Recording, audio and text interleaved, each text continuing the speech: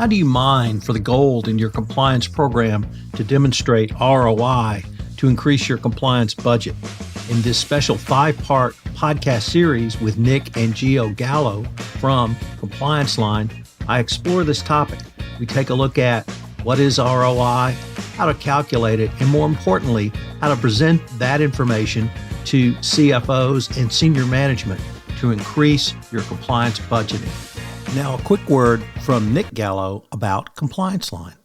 For over 25 years, ComplianceLine has provided a suite of corporate integrity products that help you manage risk and reinforce your healthy culture. From case management and COI software that really saves time, issue intake and e-learning focused on the human element, and sanction monitoring that actually works, we are committed to making the world a better workplace for everyone. We're currently offering a limited number of free ROI sessions that'll help you make the business case for more budget so your program can be more effective. These custom sessions will give you the right talk tracks and confidence to get the money you need to elevate. Reach out to us at ComplianceLine.com today to schedule your free custom ROI session. Hello, everyone. This is Tom Fox back again with the brothers Gallo, Nick, and Gio, continuing our 5-part exploration. Today, we're going to take up extended value across the organization. So I thought, Nick, maybe I could start with you today. How might a finance professional or someone in the finance department view things differently from the compliance professional? Well, glad to be here, Tom. Thanks for having us. I love this series. And I think this is a phenomenal question because it really is kind of a mindset difference or like a lens difference. And I think it kind of all comes down to certainty. So if you think about the finance game, well, maybe you don't know, but in the finance game, people make massive bets, investing hundreds of millions or billions of dollars on acquisitions with no real certainty around how something's going to play out. You don't know if a market's going to go away. You don't know if the historical growth is going to repeat in the future. You don't know if your margin improvements are going to justify the massive purchase price you're paying. So layered in all these financial models that end up justifying the decision are a bunch of like nested assumptions about what the future is going to look like. And investment committee is really about pushing on those assumptions and saying, do we really feel good about how we assume things are going to play out? How much margin of error have we built into this investment? And it's like playing Battleship to some degree. You're shooting this artillery shell. How close is that going to land to the target, which is some point in the future? And there's the winds and all those other factors that are going to influence it. So getting comfortable with that level of uncertainty about predicting the future and making bets that are, again, foundationally built on this sort of deep foundation of assumptions is how those finance folks live their lives. Obviously, there's accountants in that field and there's investors in that field and all those kinds of things. But even an accountant who's living in ones and zeros and debits and credits and so forth, they have to make assumptions and bets about how to depreciate something or what the useful life of something is and all those kinds of things. So inherent to this game of predicting the future is just a bunch of assumptions that we many times in the legal field or in the ethics and compliance field, we can't make assumptions. We have to have really dialed in perspectives on, is this binary risk going to have to happen or not? Or have I sort of extinguished the likelihood of this risk occurring? So I think understanding that it's a bit of a different game, maybe we're doing karate and we're talking to people who are judo players. It's a bit of a different game, but we're still wearing gis. You know what I'm saying? Like we're still communicating in the same types of words. So we can start to speak their language, I think, in a much more meaningful way. To Gio's point from the last episode, not only communicate more clearly with them and more persuasively, but also on sort of a second order communication level, start to position ourselves as somebody who quote unquote gets it, not just somebody who's so concerned about being a hall monitor or something, but who can really be this force of unlocking magic in the workplace or ultimately reinforcing the bottom line with the programs that we're arbiters of. Yeah. And Tom, I think that when you get into that, right, and you realize we're just doing some martial arts and wearing gis, it's not that far from what we're doing, but what finance and the board and stuff are looking at are not that different from what we're doing. But there is this element where I think sometimes we miss it there, where the people we're talking to are a lot of times looking for gain, right? Things can get better by having less bad stuff, fewer expenses, fewer risk of fines and things like that. Or things can get better by growth and improvement, right? And that is not just getting more revenue, but that is becoming more efficient. That is attracting better talent. That is better innovation and all of those things. And I think when we realize that a lot of people in finance are looking at both sides of that ledger all the time, right? If someone's looking at an acquisition, they say, we can do this $100 million acquisition and it's going to help us grow this much, or we could do this $20 million acquisition and, we're kind of more sure about it. It's less risk, but maybe less upside. And I think finance pros are used to kind of jumping to both sides of that kind of gain and loss or revenue/growth versus expense, jumping back and forth to that all the time. I think if you understand that change in frame as a compliance and ethics professional, you maybe realize that we are kind of trained to kind of look at the downside, right? Look at how much this is going to cost. Look at what the risk might be. What is the threat to us as a going concern? Because a lot of times we're the goalies, we're the midnight watch, making sure that nothing massively terrible happens to the organization. And we may think that marketing is the one that might tweak our ads a little bit to get us another 0.2% of growth or something. But really, what I believe and what I think that people who engage in this conversation about finance and financing the budget for compliance and ethics, they understand that compliance is really a huge driver of positive outcomes for the business. We're not just here to say no to things. We're not just here to tell people they can't do something. We're not just here to tell everyone, hey, you know what, put on your elbow pads if you're walking down the sidewalk because you might get hurt. When we do things right, we have a positive impact on the culture of a business, right? Compliance is culture. We have a positive impact on our ability to attract and retain talent, to get people bought into understanding that capital M management, the leaders of the company, care about them. And when we insert those types of discussions around, hey, we're not just here to defend against bad things happening. We're here to make sure that we have a strong ethical culture that allows good things to happen within the organization. I think you can talk across the table a little bit and have that benefit versus risk conversation instead of just a risk conversation. I don't think, Tom, that it's that far from how we think about things. I think we just have to get better at expressing it and saying, hey, you know what? If we run this program well, I'm not just going to minimize our fines, which you could solve by hiring a lawyer or getting insurance or something. I'm contributing to the forward positive momentum of this organization, which I think you'll find that someone in finance or a financially minded board member or CEO is going to want to see both sides of those and balance them rather than just say, hey, am I good? Am I not going to skin my elbow while we do this?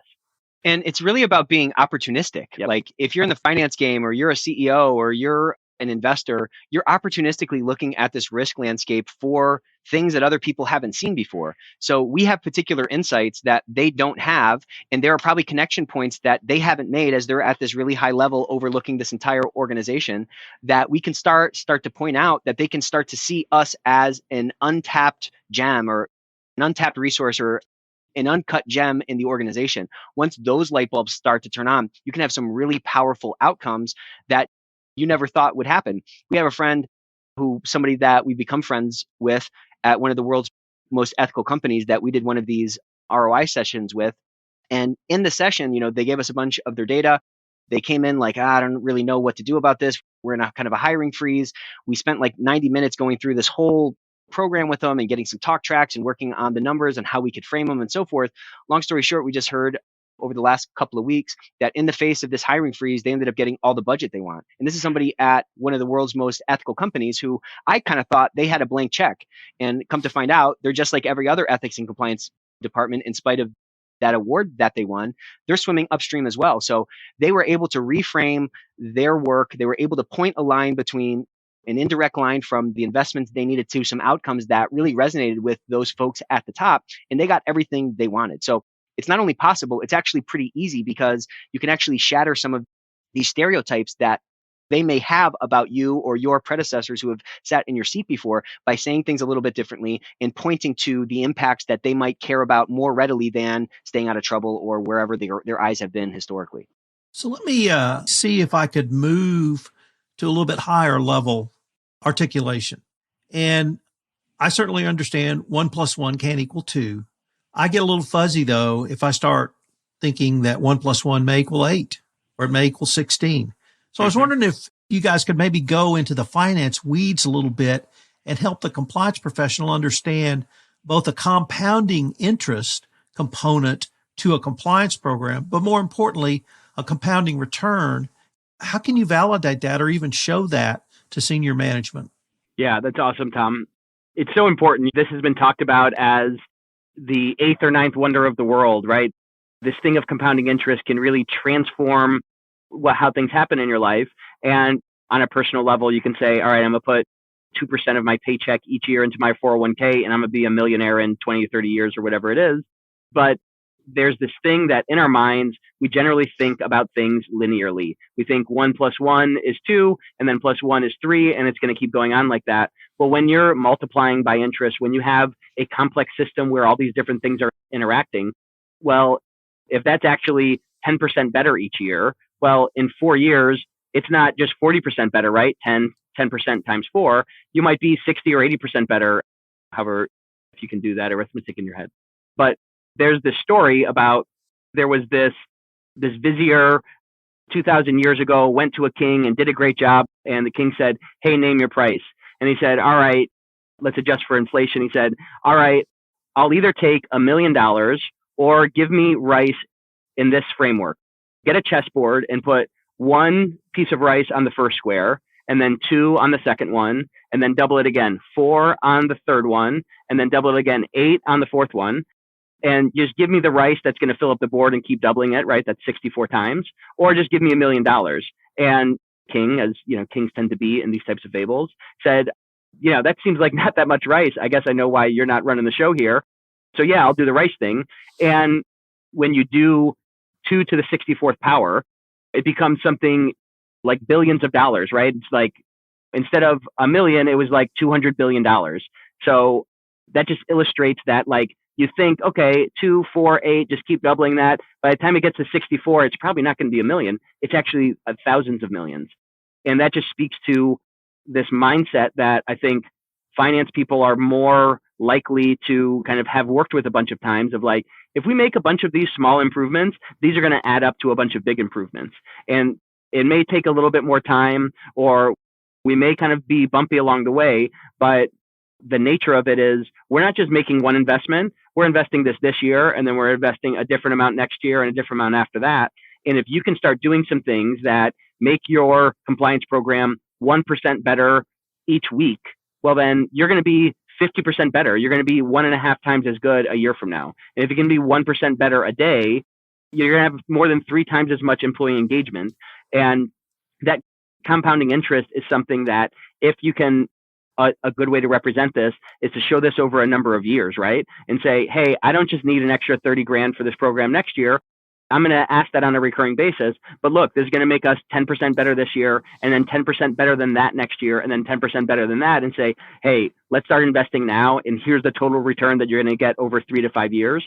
That starts to become a much more compelling conversation, both due to the persuasion of showing someone a number that's 140% better instead of 110% better, and also just showing that so much of what we do in compliance is not isolated to a single thing. When you train a manager, that does not just stay in that manager's head. That manager interacts with people, reinforces culture to the people around them, may train up someone who becomes a manager later. There are all these follow-on effects. That's compounding interest. This idea that we handled an issue that came into our hotline well, so that person has confidence and they tell some other people that it's going to be good. So now there are 5 people who have confidence in our program, and then 2 of them report, and then they tell 5 more people.